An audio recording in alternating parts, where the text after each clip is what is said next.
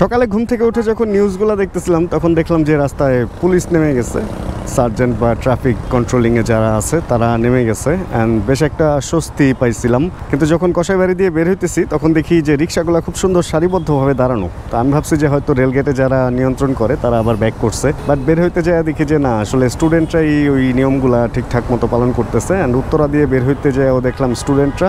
তারপরে এয়ারপোর্টে আমি উপরে দিয়ে আসাতে দেখতে পারি নাই নিচের কি অবস্থা, ফ্লাইওভার দিয়ে চলে আসছি। এরপরে খিলক্ষেত, তারপরে বিশ্ব রোড, সব জায়গায় স্টুডেন্টদের দেখলাম। একটু অবাক লাগলো যে খবরে দেখলাম পুলিশ নেমে গেছে, কিন্তু রাস্তায় এইভাবে স্টুডেন্টরাই আসলে, আমি একটা পুলিশও দেখি নাই, শুধু স্টুডেন্টদেরকেই দেখছি। এখন হলো 5:02 বাজে, 12 আগস্ট আজকে। দাঁড়ান আমি আপনাদের আরেকবার দেখাইতেছি। এই যে 12 আগস্ট মানডে, 5:02 হচ্ছে সময়। যাক, যেহেতু আমি রাস্তার ভিডিওই বেশি করি তাই এখানে এসে ক্যামেরাটা অন করেই ফেললাম। আমি তো একটু স্বস্তির নিঃশ্বাসই নিতে চাইছিলাম, কিন্তু বুঝতেছি না আসলে খবরে এত পুলিশ দেখলাম কিন্তু বাস্তবে কেন পুলিশ দেখতেছি না। তাই চিন্তা করলাম যে বাকি ব্যাপারটা আপনাদের সাথে শেয়ার করি, কারণ যতটুকু আমি দেখছি অতটুকুর মধ্যে হচ্ছে আমার ক্যামেরা লাগানো ছিল না। এখন উল্টা আর ফেরত গিয়ে আপনাদেরকে দেখাইতে চাইতেছি না, সামনের অবস্থা দেখলে আমরা বুঝতে পারবো আসলে অবস্থাটা কি। সামনে যে কয়টা বাস স্ট্যান্ড বা সিগন্যাল বা মোড় পড়বে ওগুলাতে আপনাদের সাথে শেয়ার করার চেষ্টা করি, কারণ এদিকের মধ্যে আমার যাওয়ার পথে পড়বে হচ্ছে ইসিবি। অ্যান্ড ইসিবি বেশ বড় একটা এরিয়া বা বেশ বড় একটা মোড়, যেখানে পুলিশের জরুরত বা দরকার খুব বেশি থাকে। আর তারপরে হচ্ছে মিরপুরের বেশ কয়েকটা সিগন্যালই আমি পাবো, ওইদিকে মিরপুর 11, তারপরে হচ্ছে 10 নাম্বার। অ্যান্ড দেখি চলেন গিয়ে কি অবস্থা। নর্মালি এইদিকেও উপরে পুলিশ থাকে, এই ফ্লাইওভারটা, এটা হলো কালশি যাওয়ার যে ফ্লাইওভারটা রেডিসনের পরে, এখানেও সামনে পুলিশের একটা চেকপোস্ট থাকে। তবে সব জায়গায় যে পুলিশ চলে আসছে এটা আসলে, এইটা যদি আমরা মনে করি তাহলে এটাও ভুল হবে, যেহেতু আজকে থেকেই প্রথম শুরু হয়েছে। হয়তো বা আমার যেটা মনে হইতেছে মতিঝিল, গুলিস্তান বা ওই দিকের এলাকাগুলোতে আসতে পারে, যেহেতু আমি ওইদিকে যাই নাই সেহেতু আমি গ্যারান্টি দিয়ে বলতে পারতেছি না। বাট আমার ধারণা ছিল যে আমি বের হইতে যে সমস্ত জায়গায় নর্মালি পুলিশ দেখতাম ওই সমস্ত জায়গায় পুলিশ দেখতে পারবো, অ্যান্ড হয়তো আগের চেয়ে জ্যাম কম পাবো। যদিও আজকে জ্যাম ট্যাম পাই নাই, খবরে দেখলাম পুলিশ সুন্দর নিয়ন্ত্রণ করে জ্যাম ট্যাম একদম কন্ট্রোলে নিয়ে আসছে, কিন্তু আজকে জ্যাম নেই। আজকে জানি না গাড়ি ঘোড়া এত কম কেন, কারণটা বুঝতে পারতেছি না। বাট চলেন দেখি সামনে গিয়ে কি অবস্থা দেখতে পাই। চলে আসছি হচ্ছে আমরা ইসিবি চত্বরের অনেকটাই কাছাকাছি। আর অনেকেই প্রশ্ন করতেছিলেন যে আসলে MT-15 কিনলাম, একজনে তো মজা করে লিখছে, রানা ভাই MT-15 কেনার পরেই মনে হয় বাইকটা নষ্ট হয়ে গেছে। আসলে ব্যাপারটা তা না, যেহেতু আমি বাইকটার পেপার করতে পারি না এই জন্য আমি বাইকটা চালাইতেছি না। বাইকটা মিরপুরেই আছে, মিরপুর থেকে এখনও উত্তরা বাসাতেও আনি নাই। এই হলো MT-15-এর আপডেট। অ্যান্ড দেখি পেপারের একটা ব্যবস্থা হইলেই ওই বাইকটা নিয়ে বের হবে অ্যান্ড আপনাদেরকে লং ট্যুর অ্যান্ড সব কিছু দিব, মানে উপহার দিব। ওই পাশে স্টুডেন্টরা আঁকা আঁকি নিয়ে আজকেও মোটামুটি ব্যস্ত। অ্যান্ড এইদিকে এই কয়দিন তো স্টুডেন্টদের অনেক ভিড়ভাট্টা ছিল, ওরা ট্রাফিক কন্ট্রোলিংয়ে ছিল, বাট আজকে একটু কম দেখা যাইতেছে, একটু বৃষ্টিও পড়তেছে, দাঁড়ান মুছে নেই। অ্যান্ড এই আজকে আমি প্রথম পুলিশের দেখা পাইলাম, একজন ট্রাফিক কন্ট্রোলার এখানে আছে, মোজাম্মেল নামে একজন আছে। যাক, এই আজকে আমি প্রথম পুলিশ দেখতে পাইলাম হচ্ছে ইসিবি মোড়ে, হয়তো বা তাহলে এয়ারপোর্ট যেই পুলিশ বক্সটা আছে ওইখানেও ছিল। এই যে সেকেন্ড পুলিশ দেখে ফেলছি, ওয়াও, যাক দেখতে পাইছি। আবার মুছে নেই, উপরে থেকে পানি পড়তেছে, কি একটা অবস্থা।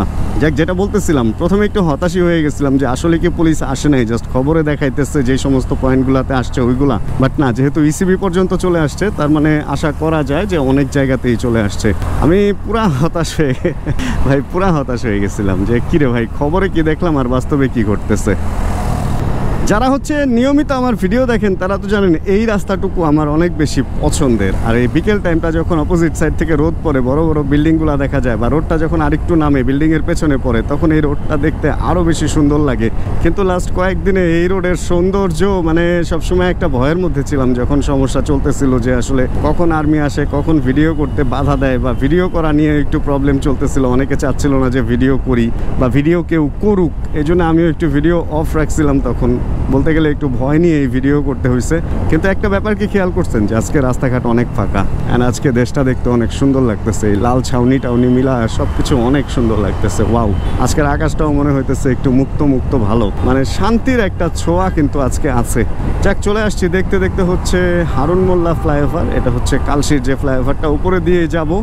অ্যান্ড এরপরে আমরা দেখতে পাবো হচ্ছে মিরপুর 11। মিরপুর 11তে গেলে দেখা যাবে যে ওইখানে আসলে পুলিশ কিভাবে কি করতেছে।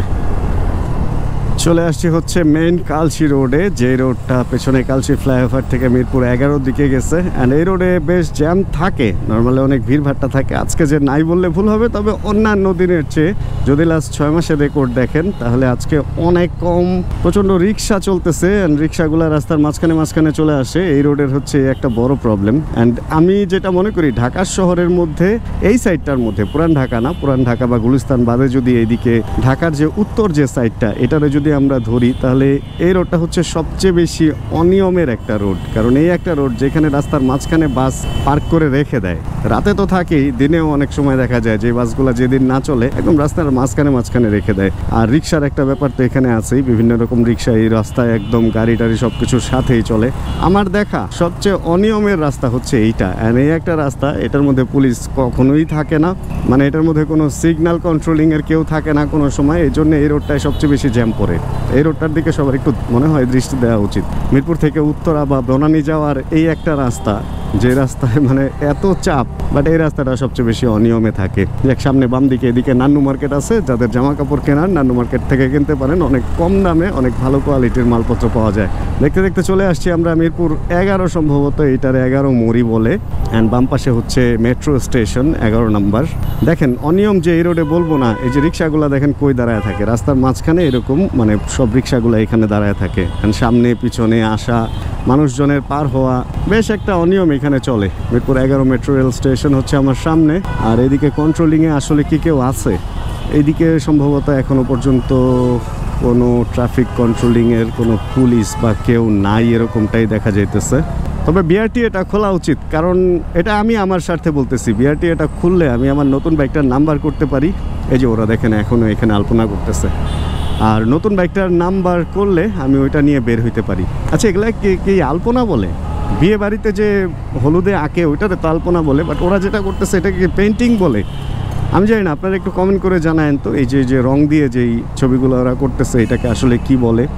রাস্তাঘাট অনেকটাই ফাঁকা দেখেন, আর এদিকে স্টুডেন্টরা ওইভাবে নাই। এই কদিন তো একদম রাস্তার মাঝখানে বিভিন্ন জায়গায় ওরা দাঁড়ায় ছিল, বেশ রিস্কিও ছিল, বাট ওরা ওদের সাধ্যমতো ট্রাই করছে।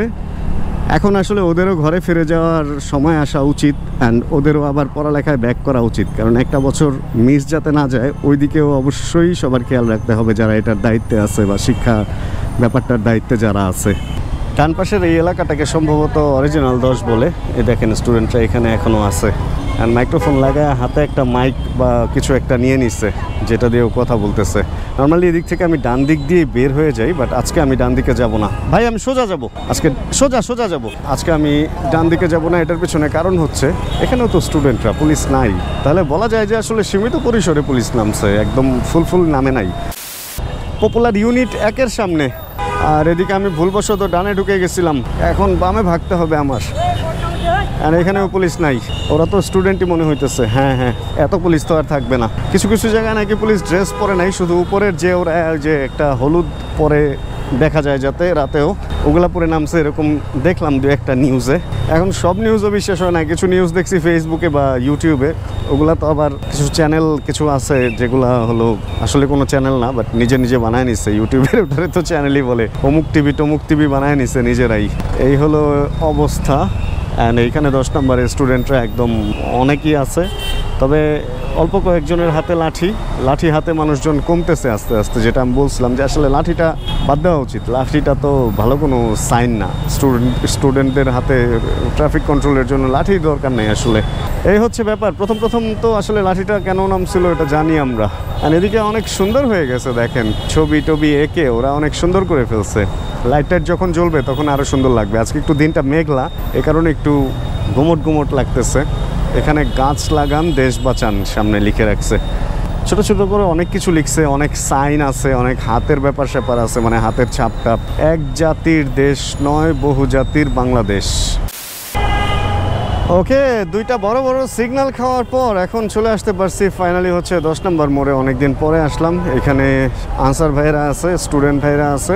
এখানে সম্ভবত পুলিশ এখনও জয়েন করে নাই, কারণ এখানের পুলিশ বক্সটা হচ্ছে জ্বালায় দেওয়া হয়েছিল, অ্যান্ড টুকটাক বৃষ্টি পড়াও শুরু হয়ে গেছে। ওরে ভাই, এটা জ্বালায় তো বেশ বাজে অবস্থা হয়েছিল। তারপরে একদিন রাতে এদিক দিয়ে গেছিলাম, বাট ওই দিনে একটু ঝামেলা ছিল, এজন্য আর এদিকে দাঁড়ানো হয় নাই। এদিকে তো মোটামুটি ফাঁকা। এখানে কি হইতেছে আবার?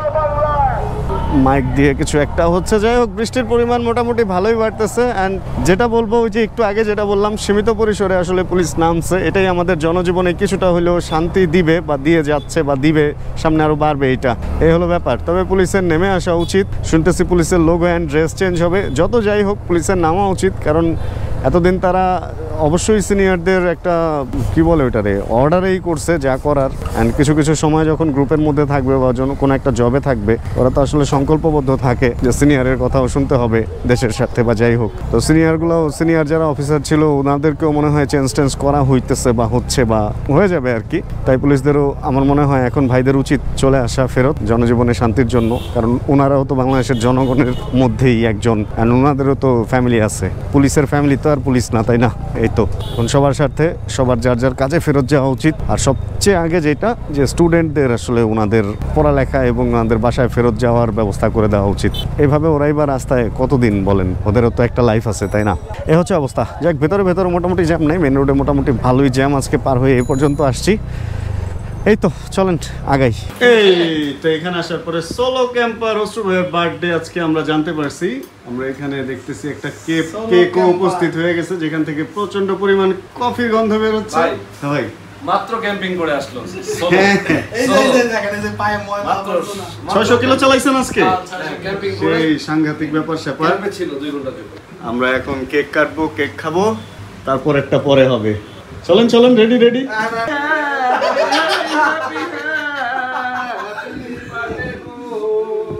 এই সবথেকে ছোট কে সোলো ক্যাম্পার হ্যাপি সোলো।